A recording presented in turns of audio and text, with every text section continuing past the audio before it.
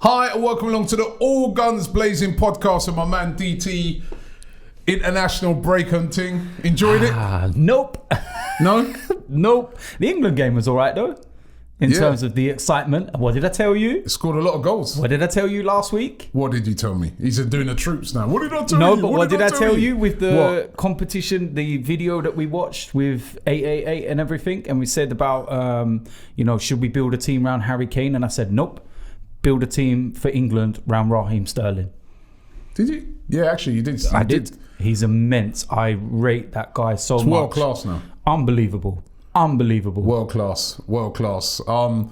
Bit annoyed that watching England at the moment, there's not one Arsenal player in that team. Not one. And actually, just before we get into the show, 888 again, 888 Sport, they keep dropping these things on us. They've dropped another one on us now. Now, you saw the defence for England. Yeah. Looked really, really shaky. Yeah. Should Connor Cody from Wolves, good defender, should he be in the team? Watch this. Hi, my name is Dave Azzopardi. I'm a Wolves fan and this is my unpopular opinion. Connor Cody should be one of the first names in the England squad for the Euro 2020. Gareth Southgate recently changed from a 5 at the back to 4 at the back formation, and I believe he should change back to the 5 at the back to allow Connor Cody to sit in the middle of the defence. He's one of the most consistent performers, the best passing range out of any defender I've seen in the Premier League. Harry Maguire is too slow, John Stones is unreliable, and that's why Connor Cody should be one of the first names for England squad in Euro 2020, and that is my unpopular opinion. What do you reckon? Interesting. I'd say with him, he's had a really good start to life in the Premier League. Very good centre back. I feel that if he played for one of the big sides, with all due respect to Wolves, like top 6, then he would probably make it in the international stage. Is Maguire overrated again in that game against Kosovo? Mistake for the penalty. I mean, listen, all players make mistakes. It was a bit of a soft penalty as well, but he looks clumsy. In a few games for England, he's made mistakes, hasn't he? Listen, in a few games for Manchester United, he's looked clumsy. I've always looked at Harry Maguire as a footballer that he doesn't look like a footballer. He's just looks like a typical Sunday League type bruiser. With all due respect to him, he's good on the ball. He's very good on the ball. He has got to where he has. No, but he's not just rightfully so. No, I'm saying he's good on the ball. Listen, stop interrupting me. We've had this conversation already. I'm going to say he's got where he has because he showed his qualities. Okay, it's because you kind of imply like he's got. No. He You just don't give me no time to speak. Okay. By the way, comment on it. The link's going to be in the description. 888 Sport. Watch the video, comment, like it as well. But Connor Cody, for me, yeah, why not? You know what I mean? John Stones has looked dodgy as well. Yeah. When he's played, he's made a lot of mistakes. Keane looks dodgy for me. I mean, look, they conceded 3 goals against Kosovo. I mean, with due respect to them, when Rob Holding comes back. Yeah. He's and if he can get up to if he can get up to speed what he was before he got injured, why not a shout for Rob Holding? Yeah, why not? Because he was quality, and you saw how just important he is for Arsenal once he got injured. Better on the ball than Keane. Oh, he's good on the ball. His reading of the game, the way that he can break the lines, move into those space. It's his strengths. Not the quickest, we know that. But good in the air. All his other attributes are there to be an international footballer. Oh, I'd love him to just come back and just hit the ground running and just get into that England squad for the Euros. I don't want to be going to them Euros at the end of the season and it's just all Tottenham players in there like the World Cup. Please, we need a couple of need at least one Arsenal man in there to cheer. Yeah, we need somebody in there. We've got something to hold on to. But I think if Rob Holding gets fit, he can have a shout. Look, at the end of the day, right, there's a lot of positions within the England side which I feel are up for grabs. They are up for grabs. You know, you've got the midfield area. Obviously, Dele Alli hasn't been the player he was when he burst on the scene a few years ago, and he's still got injury issues. Madison looks a player, isn't he? But it's like he don't want to play him. But he's not getting any minutes. Yeah. You know, the fact that, for example, Mason Mount, he gets an international call-up. Brilliant at Derby. when he was on loan there. Started the season really well with Chelsea and deservedly gets a call-up. But what that should do to players like Reece Nelson and Joe Willock is say, you know what? Put the performances in for Arsenal and I'll get that call-up. And maybe I could be a part of... Willock might have a shout. Willock might have a Why shout. not? Yeah. Maybe if you go and have a good season... It's going to be about game time for Arsenal, isn't it? Keep proving yourself when you play for Arsenal, and who knows, you could be on the flight for Euro 2020. Or some games, they're not even a flight because they're in this country, and it's all over the place. It's all over. Listen... It's great that the Premier League is back, and for me, international break and all that. It's been a long 2 weeks. It's been a long 2. Although I did have a good time at the weekend, man. Going to the F1. Big up Williams, man. Thank you for your star treatment, man. That's brilliant. But met Aubameyang as well. I know. That was brilliant. I know. Is that your first time actually meeting him? That's the first time I've met Aubameyang. Like I've spoken to him. I've spoken to him and stuff like that. But that's the first time. I thought it was. It's pretty cool because I was just stood up there. And he just come beyond me and goes, Robbie! I was like, who's that? Oh, please don't put one of your voices on again. Right, and, please don't. Yeah, no, he was in do you know what, right? Big up that guy as well, right? The amount of time he makes. You know what it's like sometimes with certain superstars, certain footballers, stuff like that. Mm-hmm. They only make time for people always. This guy, honestly, he was at that thing. He's getting mobbed. But he was taking every picture. Yeah, he had a big smile on his face. I love that, man. I love that. You know what I mean? About when you got these it's big the stars. best thing about him. And remember when we were told he's going to be a problem? Man, he was such a nice guy, right? And then I met Del Piero. The legendary Del Piero. I was just stood up there, right? Because I stood up. Don't tell me he come up behind you and went, Robbie! No. I stood up by because I was watching like the podium thing, and it was going mental because Ferrari won. Yeah. And like you see, the whole place, like when we was driving to, in the taxi to Monza, right? So I was driving from Milan to Monza, right? In the taxi. Your chauffeur. Taxi, right? Chauffeur-driven car. Yeah, chauffeur-driven. What do they call it? Prius. Chauffeur-driven Prius. Yeah, right. When we was driving there, the taxi driver goes to me, and goes, who are you going to support? So I said Williams. I go, I'm a guest with Williams, right? So that's what I'd like to see. Obviously, they're not going to win it, but I'd like them to see him do well. Mm-hmm. He goes, Williams, no, Williams, no Mercedes, no. In Italy, Ferrari. And then you got there, and like everybody there was just wearing red. They were all supporting Ferrari. And when that Leclerc won, the whole place, it was like a football match. Could have just asked, was the taxi driver Jamaican? What was that accent? Was that That's your my Italian? Grazie. Right? Buongiorno. Right? And everybody there was supporting them, and then like flares. It was mad. Yeah, it's and crazy. I stood up and I was like looking up at the podium where that Leclerc was getting his presentation and that. I looked to the side of me. I said to the guy, "Hey, you Del Piero?" He goes, yes. Oh, bloody hell. He's Del Piero just randomly standing there. But yeah, no, it was. You ever get a chance to go to one of those? It was fantastic. I really you enjoyed saying it. that, we were actually invited to F1. Do you remember? You, me, Troops, in Singapore. Yeah. But it clashed with every an year. Arsenal That's on. game, It didn't always clashes with games, man. I'd love to go to that one because that's at night as well. Oh, that's supposed to be awesome. Yeah. But I'll tell you what, it will go some to. I have to say, man, the guys at Williams, and then the guys from Mercedes. Yeah, they called me looked over after to their you as garage. well. They go, Arsenal Fan TV, we love it, man. They go, loads of Arsenal fans in there. They had and then the guys from Red Bull were saying, come into our garage, but I just ran out of time. I just couldn't believe it. I was like, I saw Drogba there as well. Right. It is one of those. Listen, but anyway, Mercedes, Red Bull, all of you guys, if you're Arsenal supporters, you watch AFTV. I'm open for offers. You can invite me to your garages next F1. It's not a problem. Unfortunately. Listen, don't even try it. Don't even try it. Unfortunately, I didn't have many good words to say about it. Yeah, here he goes. So maybe you might end up in I don't know. What's it? The Prius garage. Yeah.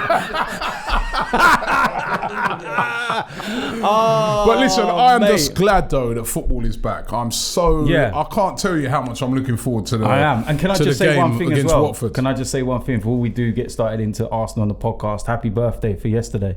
Oh, thank you, man. I know it was your birthday yesterday. Yeah. I just wanted to personally say. I saw that. I saw that message you sent. The reason why, because you obviously thought that someone tweeted for me, or no, I thought someone hacked your account. Yeah, I know. This guy's never that nice, man. There's someone's hacked into your account or something. At least one day a year I can be nice to you. Do you know what I mean? No, but thank you very much for that. No, man. It's good. Smash up the mic. You know appreciate that.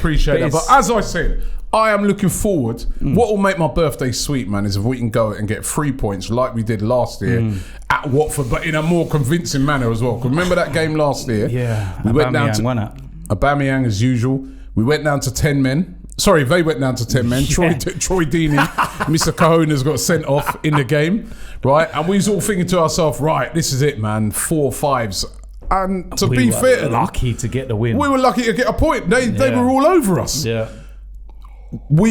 Now, this is the big thing about Arsenal this season and Unai Emery. Away from home, things have to improve, right? They have to improve.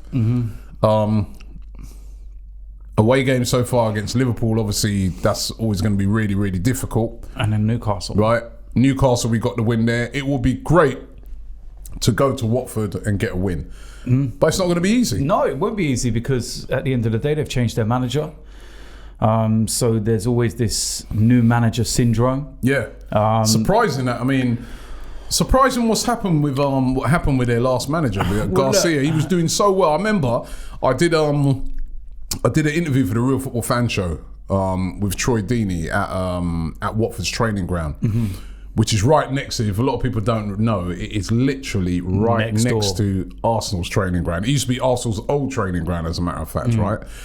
And I remember he was raving about the manager. He was raving about how much fitter they are, how much they really, love the training. They love everything about this guy. And it's for him to he was doing so brilliantly, but towards the end of last season, they kind of fell off. They got that kind of humiliating defeat in the final against Man City in the FA Cup final. And then they started the season again. Only 1 point they've had this season. They're right at the bottom. Yeah. So in the one aspect, like you said, great opportunity, your team's confidence is low, but then, as you said, we always seem to get these teams when they've just brought in a new manager, and it does give a reaction, doesn't it? You know what? I think probably getting to the cup final was the worst thing that happened to them, because a lot of players took their eye off the Premier League and were so focused on the cup final, because for a lot of them, that's the biggest game of their career.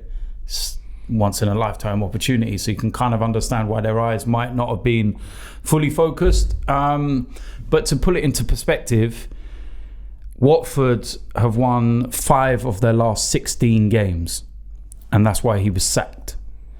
Ole Gunnar Solskjaer has won 3 of his last 16 games at Man United. So are you saying that Watford have more ambition than Man United?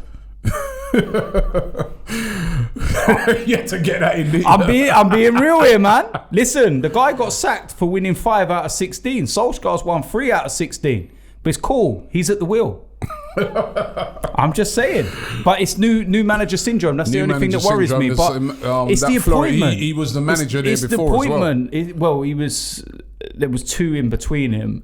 But this is kind of like effectively saying we got it wrong, come back. It's like Arsenal turning around and getting rid of Emery at the end of the season and going, come back, Arsenal, we got it wrong. Well, at Watford, they're another one of these teams, though, that are sacked managers. They do not mess about. You know what I mean? You lose a few games, mate, you're under threat for definite there. There's never going to be an Arsene Wenger at Watford under that regime, I'll tell you that. There's so much, teams are so scared now of falling out of the Premier League that they react so quickly. Watford are looking at it and probably going, 4 games, 1 point.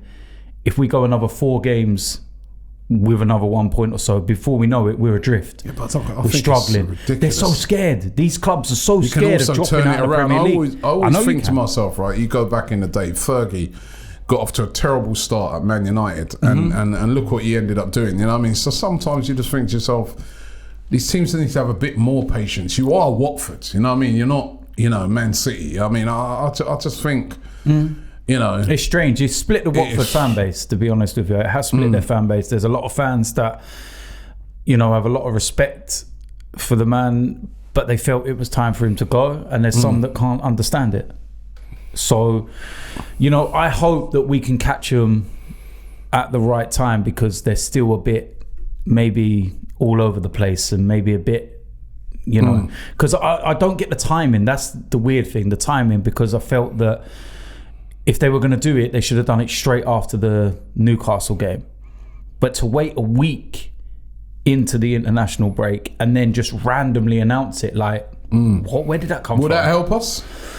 It could preparation-wise, because you know he's all right. He knows the club. He's. But then a lot of those players are not. But preparation-wise, has he had enough time to prepare? Maybe not with his new players, because there'll be players that are coming back from international duty. Yeah, because they have quite a few internationals, aren't they? Yeah. So you look at that. Maybe he hasn't had a whole time. But the only thing that ever worries me about this new manager thing is players have this sense of, right, you know, there might be players that weren't in the other manager's thoughts. But now they've all of a sudden got an opportunity to show the manager, like, "Oi, listen, I want to be part of this team. I wasn't before, etc., etc." And they got some good players. Well, the one that worries me, and it's Danny Welbeck, man. That's the only one that worries me. Not because I will think he be fit enough for the game though? Well, he was on the bench at Newcastle, so it depends how much they've worked with him over the course of the international break and whether they decide, you know, what, you've got 60, 70 minutes in you. Because, you know, he can cause problems, and it's not because he's an unbelievably world-class player or anything else that I'm worried. It's the fact that it's an old player coming against us, and you should always worry. The other thing is as well, you know that, right, if Welbeck at full tilt would give our defence problems. He's very quick, very direct. Yeah, he's very quick, very direct, you know what I mean? And good in the air. So, and then, you know, don't forget players like Andre Gray.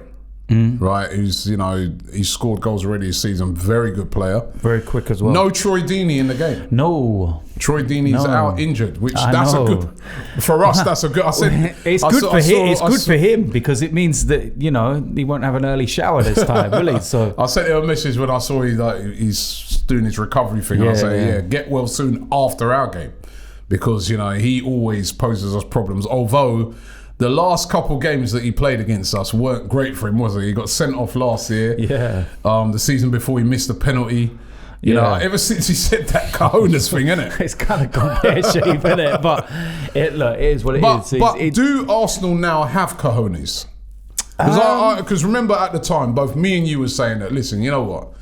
Maybe he shouldn't have said it quite in that way, but if we were being totally honest at the time, he was telling the truth. Yeah, we didn't have any. We didn't have any Cojones. Do we have them now? I'm still not 100% sure. I've got no problem with Troy's comments, because at the end of the day, I'm going to listen to a man that plays against these players over somebody. But it's a bit disrespectful, isn't it? Well, look. You know what I mean? You don't normally hear. I know you don't normally hear players come out and say it's refreshing. I don't mind it, because at the end of the day, it was the wake-up call that some people needed, because there were too many people pussyfooting around it and thinking, well, you know, they could just in and R in. It's nice to see someone come out and go, you know what, they're not as great as what you might think, and maybe you need to wake up and smell the coffee. And I thought it was refreshing for a footballer to actually do that. And, you know, I spoke to him about our defence and stuff, and he's told me who he rates and who he didn't, etc., etc. And I'm going to listen to a man that plays against them. He's physically going to go against these guys. So you have to listen to what the man says. And looking at us now, there's some games where we look like we've toughened up and we do have fight within us. But then there are some games where Europa League final, that final run in to get the Champions League spot, where we showed no kahunas whatsoever. We bottled it. So have we still got that bit of mentality? I know we're trying to change things, and what I do like is a lot of the old regime, player-wise, is out the door now, gone. Now let me just talk about, actually, before we start getting into a bit more detail about the game, about one player who hasn't gone, which is Mustafi. Mustafi, we said this last week. Yeah, through the international break, he's here now. Yeah, and you know, will be here till at least January. And it makes sense, actually, for Arsenal to play him, because if you are trying to sell a player, if you just leave him on the bench and he doesn't get any minutes, his value will be down. So down. I'm looking at it and thinking that he will get a lot of game time in Europa League. He will get game times in Carabao Cup. We spoke last week about the possibility of playing him as a right back as well.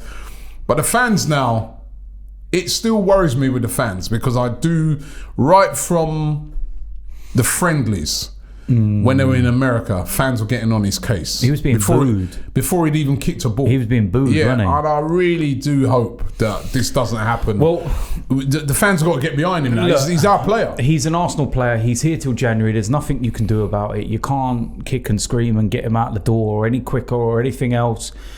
What we have to do as fans, whether we like it or not, is get behind him while he's wearing an Arsenal like shirt. It or not? Why would it? No, why would I'm saying this to the people. No, I'm saying this to the people that booed him. This is directed towards the people that booed him. Remember when we booed? Well, no, I didn't. But remember, Ibue. Yeah, you remember that? Yeah. And now he's like a cult hero. Yeah, and he did improve after that, but it knocked his confidence. Iwobi was getting a load of stick. Recovered well from it. No, this was coming in. He did, didn't he? He did get a lot of stick. But you know what the thing is with Iwobi is that I still feel that Iwobi had a lot of backing from a lot of people still, because he was kind of one of our own. He is one of our own from the academy and whatnot. And I feel a lot of people's aggression and frustration about him was because they want him to do so well. In a weird kind of way. But Mustafi, it's almost as if there's an unhealthy. Even you mention his name, right? It's like he's like, oh, Mustafi.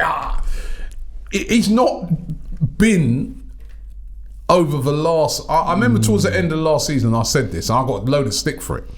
That for me, he wasn't the worst. No, he defender. Wasn't. He wasn't. But if it's almost as if, I don't know, man. It's going to be really interesting to see when he comes back into the team, because he will come back into the team at some stage. I mean, we got Eintracht Frankfurt away next week. It's going to be a tough game. That might be a game to put him into. He's German. Yeah. He'll know the place. Serious atmosphere there as well. Serious atmosphere. It will be a serious atmosphere, and they've got a good team. Yeah, I'm looking forward to that. Right now, again, these are games that Mustafi may figure in. Yeah, and look, it's not worth saying it to me because I agree with you. I know it's weird that we agree on something, but I do. He's an Arsenal player. Yeah, we're not Man City. We can't afford to spend $100,000 a week on someone and just leave them sitting in the under 23s. We can't afford that. So we've got to make the most of what he's got. What I feel that Mustafi should do, and what irritates people so much, is that he'll make a mistake like he did against Crystal Palace, and the next thing he'll tweet back on top. Like, honestly, it's like, what are you doing? We know we're near the top anyway, and one of the reasons we're not near the top is because of you and your idiotic mistakes. Maybe it's a little reaction to people having but it's not. But what I feel Mustafi should do, is just go about his business, get on with it, stop all this back on top emoji bullshit. Just go about your business. Prove what you can do on the pitch, and then if you prove what you can do on the pitch, and you become a favourite, and then you can tweet back on top or do whatever. The reason why Aubameyang can post pictures in the most maddest clothes and gold cars and gold go-karts and whatever he's got and be so eccentric, and the reason why fans don't say a word about it and love what he does is because he produces on the pitch. So we don't care what you do in your private life because it's not affecting your on-game performance. The same with Lacazette as well. The reason why he's a fan's favourite, because he produces on the pitch. We don't care what you do. If you notice, there was that period with Hector Bellerin where he was performing so badly. The moment he posted a picture in all these random weird clothes and whatever, everyone was on his back. Cut your hair. Stop wearing these clothes. Stop doing this. Stop doing that. Then last season, before he got injured, his performances picked up. He started turning into the Hector Bellerin from 2-3 years previous. When he was posting pictures and doing all these was anyone moaning about his clothes, talking about his haircut? It had gone right, because people weren't caring now. They were going, I don't care about your hair. I don't care what clothes you wear, because you're Hector Bellerin again. You're the guy that we remember from 2-3 years ago that burst on the scene. People don't care. But it does have an effect with football fans that if you're not performing on the pitch, it looks like you're more interested in what goes on in your private life and stuff. And I understand footballers do have a private life, and they do have, things that they might want to do and have hobbies and all this kind of stuff. But you must understand that when you're not performing on the pitch, these things are going to be targeted. Like it or not, they're going to be targeted, because people will say, are those the reason why you're not performing? Like it or not, simple facts. No, very true, very true. I mean, for the game against Watford, Granit Xhaka, did you drop him? I heard he's injured anyway. He's got an Achilles problem. But if he's fit, I'm not sure it's a bad Achilles problem. No, it's been affecting him the last few weeks. But if he's fit, play him or drop him. Now this is the thing. Second half against Tottenham, he was superb. Played really well. So you look at that and say, if you can perform like that, then why would you drop you? You're playing for one half. But let me finish. But it's that mistake. And I said this to you, he is in the same category as Mustafi now, where he could have an unbelievable game. He makes one mistake in it, everyone will forget about the unbelievable game. They will go for the one moment. Even if that moment don't cost you a goal, he gave the ball away. Someone will bring up that moment that he made a crossfield pass and it went astray. Not the other 89 minutes where he was immense. He's now in that Mustafi bracket for me, where no matter what he does, he's going to get criticised. Is it unfair? Some of it is. Some of it is unfair, I do believe. What have you made of these comments this week? Comments, but it's like talk that's come out this week that his wife at the moment is pregnant. Yeah. And he's saying that when the baby's born, he's going to take this is what the talk is. I'm not sure if it was him who said this, but the talk is he's going to take a month off. 3 weeks paternity leave. What I will say is 3 weeks paternity leave. I mean, there's been a lot of fans up in arms about that. Well, you're not even playing good at the moment. You're going to take 3 weeks off. 3 weeks. Look, I done a video on this the other day, and first of all, it's mandatory for employees to give their staff paternity leave when their partner has a child. Across the board. That's true, but you don't normally see a footballer take 3 weeks. Well, 3 weeks is the allotted time. Yeah, it's the allotted time. Yeah, but you don't normally see footballers take 3 weeks off, do you? But what I'm saying is that who are we to sit and moan about something that's Arsenal are legally obliged to offer? That's what I'm trying to say. They are legally obliged to offer, as employees, they have to offer it. Now, I know it's unheard of, but I'm looking at this from a, parental perspective. As a father, it's his first child. I actually don't mind it. But what I say, you're going in advance, you're going to take 3 weeks off. I don't know who's actually said it. I don't know whether this is rumour. Because I remember when I was working 9 to 5 job, and it's the same thing. You get paternity leave. If I remember rightly, I didn't take all 3 weeks. No, you can take. I took period of time, like a week. Yeah. That baby was crying. He was out the door. I'm ready to go back to work. See you later, out the door. But no, I get what you're saying. I get what you're saying. He might come back sooner. He might not. I don't know what the whole ins and outs. Is it true? Considering the fact that he knows that the fans at the moment are a little bit peed off with him after that Tottenham game, is it the right time to come out and start talking? You're right, it is his right to have it, and everybody's different. You know what I mean? Some people, a couple of days, old school guys back in the day, they even get no time paternity. No, there wasn't paternity. My oldest boy, when he was born, I remember I was working in a factory as a furniture installer, and I remember I actually got the call when his mum went into labour. They let me off. Go do what you need to do. And then they turned around and said, you know what, have a couple of days, but make sure you're back in by Monday. There was no paternity. There was Yeah. you just got to hope back in the day that you had bosses that were a little bit compassionate to say, go on, take a couple of days off. So but now, why come out and say? Well, has he actually said it? I don't actually know. How's this come out about 3 weeks? I don't know. Deal with it when it happens. I don't know. Deal with it when it happens, because my experience of that is that everybody's different. Yeah. You may need 3 weeks. It all depends on the birth. On the birth. But how fans are going to look on it now? They're going to like, I understand. Why do you need to be there for 3 weeks? You could probably have a look and afford a nanny and this and that. It ain't gonna be like us, you know. Yeah, I know that, but you know what? I listen. Do you know what I mentioned as well the other day? This whole nanny thing as well. If there's one thing that you can never replace in life, it's time with your children. You can never replace that. Those first moments, the first cry, the first, time they open their eyes, and all, you can never replace that. You can never, ever, ever replace it. I've been there for the birth of all my children, and they are like the most unbelievable experiences ever. You can't ever... Fainted, didn't you? No, I never fainted at all, man. Mate, I never fainted. I'll cut the cords, man. I'm right in there. I was nearly going to vlog it. Make sure you play this with his missus. Do you know what I mean? It's like, do not let me down. It's like, but do you know what I mean? It's like, look, everyone's different. Like I said, we've all seen various players throughout the football world that take time off when their partner goes into labour. Aaron Ramsey.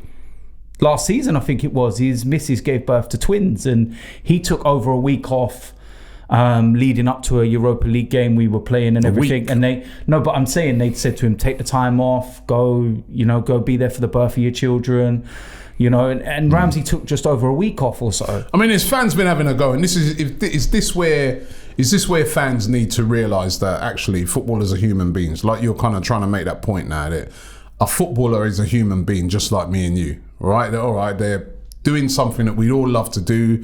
They're getting paid, the guys are right at the top there, is not all of them. They're getting paid brilliant money.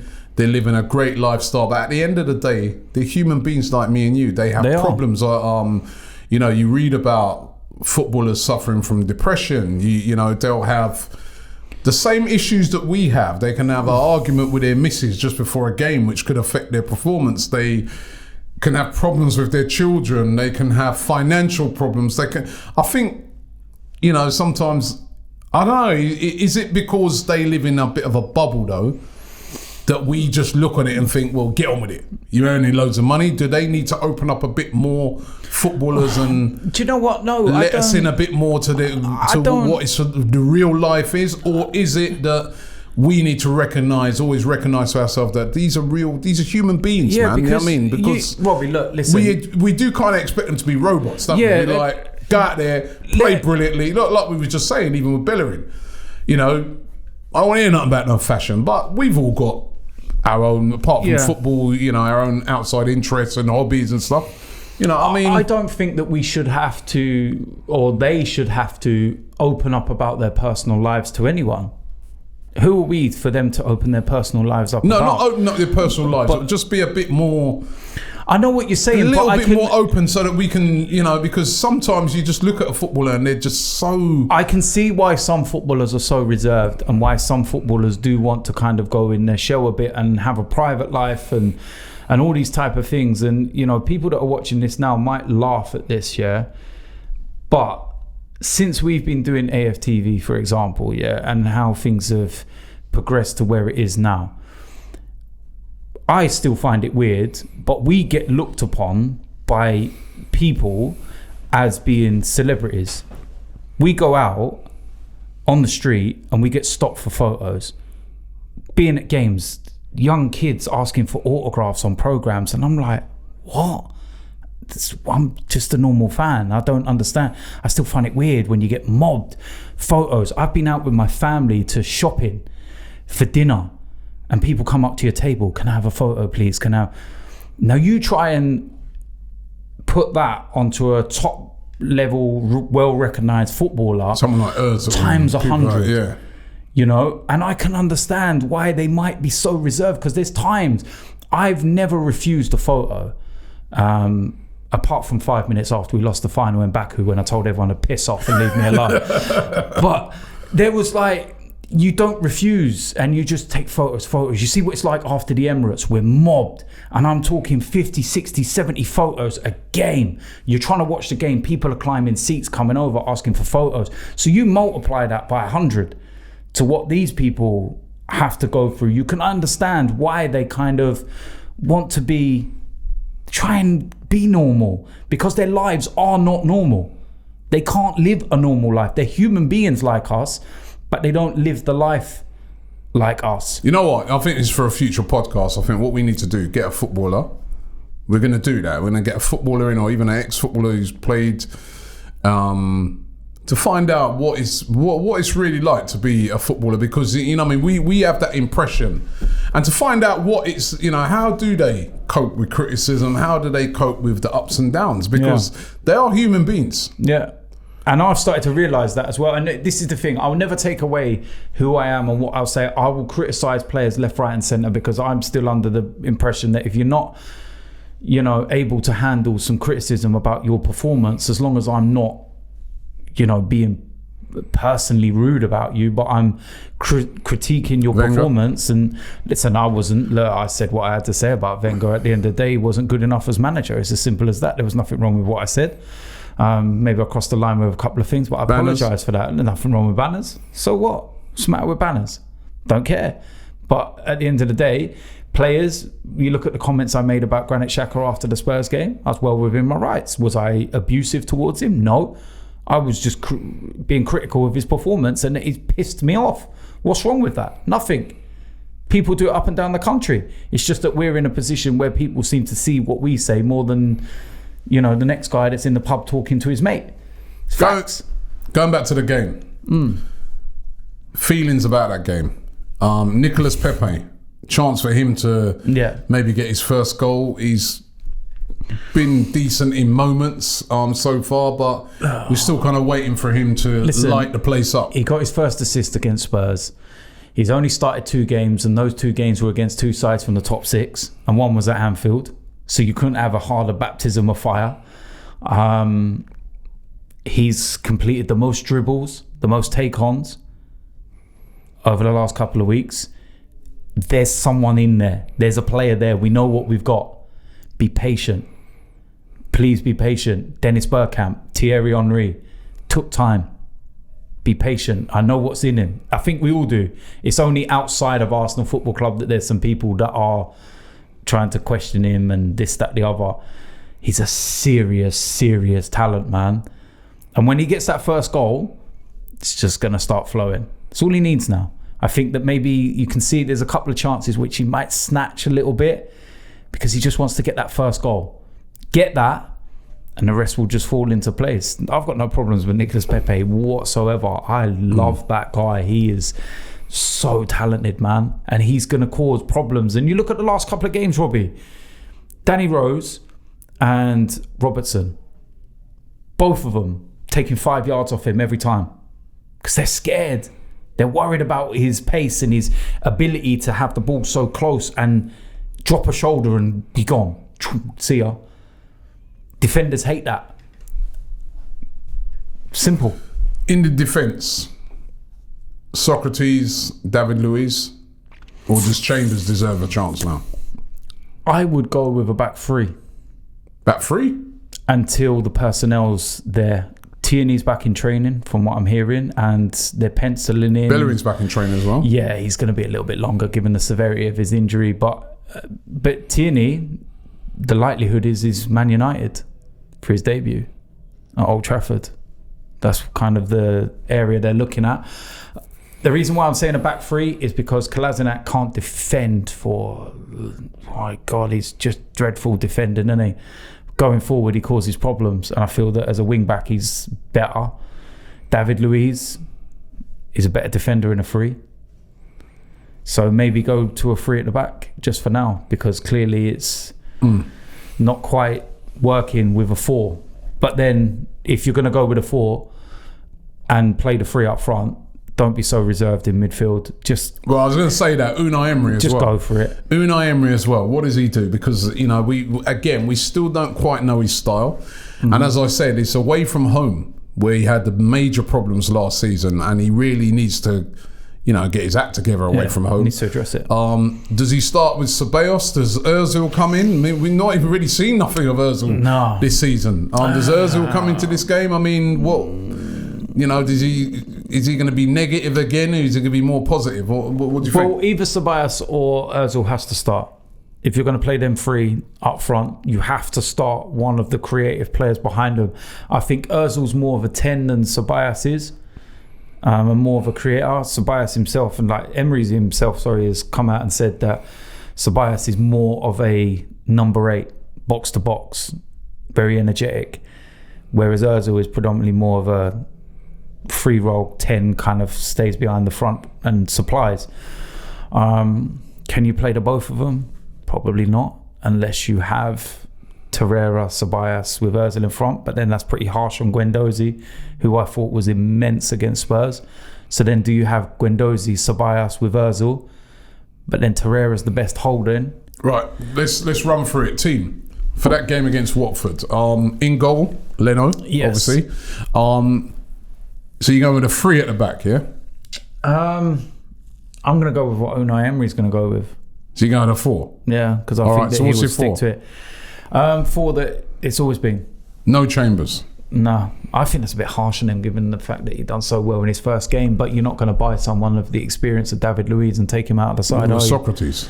I don't think they're going to really. I know, but they're not going to take him out. Not been great so far, has he? No, it hasn't been great, but I'm going with what I feel Unai Emery is going to go with. No, I want you to tell me your team. Don't worry about Unai Emery's. I want to know your team. What would you do? My team, I'd go with Socrates and Chambers. I'd go back to the first game of the season. Because David Luiz? No, because I thought we looked solid in that first game against Newcastle. I can't really remember Newcastle having a chance. There's one that hit the outside of the post. No David Luiz. But if anything, if it was me, I'd more be thinking maybe Chambers. I'm going by the first game. I'm thinking Chambers instead of. I'm going by the first game. I'd leave David Luiz and maybe take Socrates out. I don't know what the pair of them are like together. My decision is based on the fact. My decision is based on the fact that I've never seen Luiz and Chambers together, but I have seen Chambers and Socrates together. Okay. And we kept a clean sheet and we looked pretty solid at the back. So I presume you're going to have 3 in midfield. Yeah, 3 in midfield. Right. So who's that 3? I would have Torreira. Yep. But I would have Torreira staying as a defensive midfielder, not what I've seen recently, which is him bombing on and being an attacker. Stay at the back. Play where you're comfortable and why we bought you in the first place. Scored a goal against Liverpool. Yeah, that worked, didn't it? Right, so Torreira, who else? Guendouzi. Can't drop him after his performance against Spurs. And then? Ceballos. So no Willock, no Xhaka? No. And then what, the front 3? Front 3 takes care of itself. I still feel that Ozil should go in the position that Ceballos is in, but he hasn't played any minutes at all. So I wouldn't start him. He needs to build himself up and get himself back in. It's a pretty attacking team. It's an attacking team, but why not? They're a side that's under a new manager. Just lost one. Maitland-Niles and Kolasinac. Yeah. I said the back 4, didn't I? I said the 4 that's... And prediction? 3-1. Paul, you're pretty confident. Well, you know what it is, right? They got some dangerous players, man. No, they got dangerous players. They got dangerous players, but we've got one of the best front 3s in the Premier League. So I feel that at the moment, while the personnel's not what Unai Emery wants in terms of defensive-wise, in terms of the left and the right back, I feel that we're going to have to just play with the mindset of let's use what we do have, which is good, which is our attack, and let's just outscore teams. I think you could be right. I think when I look at Watford, their big problem so far this season have been defending. They've been terrible. So why not go for it? So I think we've got. I'm really hoping that Unai Emery's on the front foot in this and success of that front 3. And the good thing about the international break is that Aubameyang's not played. He said to me he's not. They start back training Tuesday, so Aubameyang's not played.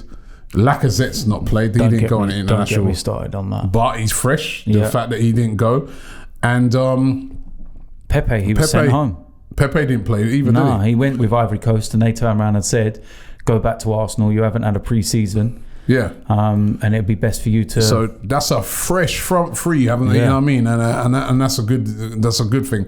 Not really, because of the lack of internationals. Even the back four, like I think Socrates, did he play? I'm not sure. I think he might have played, but Ceballos looked decent David for Luiz, Spain, man. yeah, David Luiz has not played.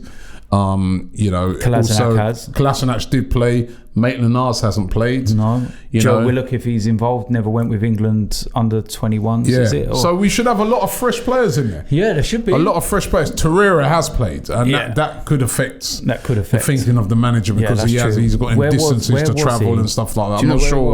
I'm not sure where he was, but I know he did play. So, but it should be quite a fresh team, and I really hope and they've got a lot of time to recover because the game's 4:30 kickoff on Sunday. So looking forward to the game. I hope everybody else is looking forward to it as well. Nice little drive for us as well. Yeah, and then after that it's Eintracht Frankfurt.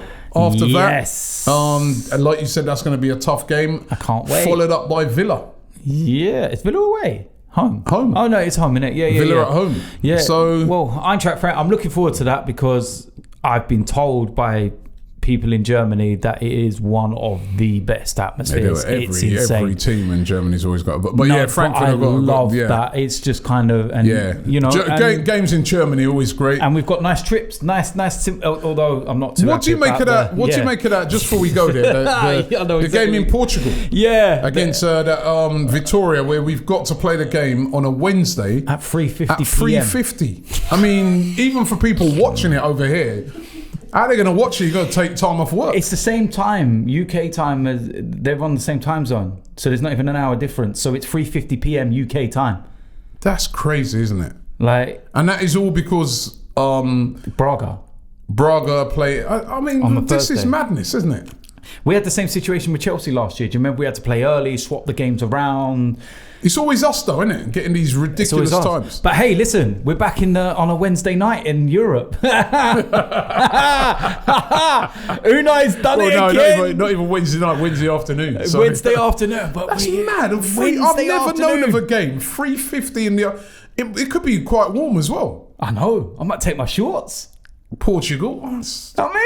Get the Speedos out, Robbie. That's going to be weird for the players as well, playing at that time on a midweek. It's preparation-wise. But hey, listen, it could be worse. We could be going to Kazakhstan. That's true. So it's all right. We've got nice European trips. Look, at the end of the day, we're going. We fly out to Germany next week. Should be a great trip.